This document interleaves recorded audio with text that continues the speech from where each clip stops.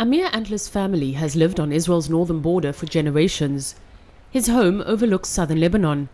He's never far from the watchful eye of Hezbollah.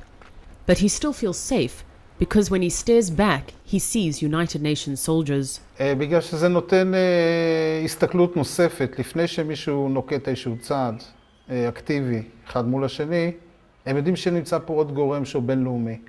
ולכן זה גורם לאנשים, שני הצדדים, לחשוב פעמיים, שלוש, לפני שהם מתחילים לפעול בצורה אקטיבית. United Nations forces arrived in the area 31 years ago. Their mission is to keep the peace and prevent Hezbollah forces from coming too close to the Israeli side. About 12,000 soldiers keep watch. Most of them come from European countries. This narrow strip of land is a military zone.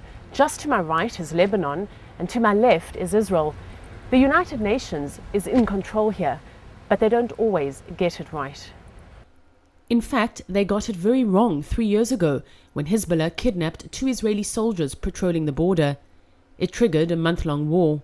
Afterwards, the United Nations beefed up its presence, and they now patrol with the Lebanese armed forces. But Israeli reserve soldier Jonathan Spire is skeptical it will make any difference. He spent a month in an Israeli tank during the war as a reserve soldier. He says while the UN forces might help prevent attacks, they can't actually stop war breaking out. They really don't have a very visible presence on the ground. Basically, they're in vehicles. You see them in vehicles, you see them driving along the road, and that's pretty much as visible as they are. It means they've performed a role in locating ordnance concealed in rural areas. In this area, UNIFIL can say they've had some achievements, but I think by and large, in terms of the day-to-day life of southern Lebanon, they are close to being invisible. And many who live and work on the border would agree. UNIFIL is good for places which they are quiet, a quiet border.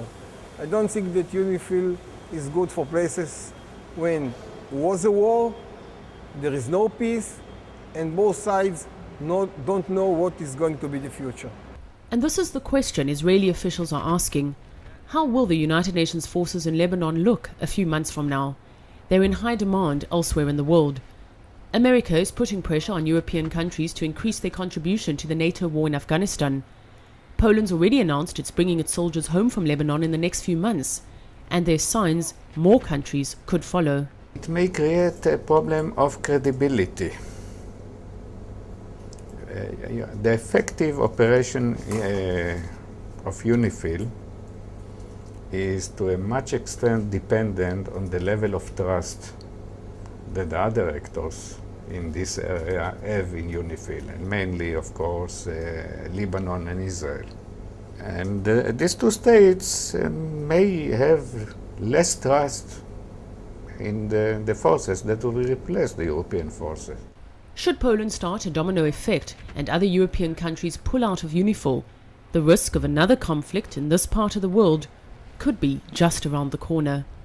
Paula Sleer, RT, on the Israel-Lebanon border.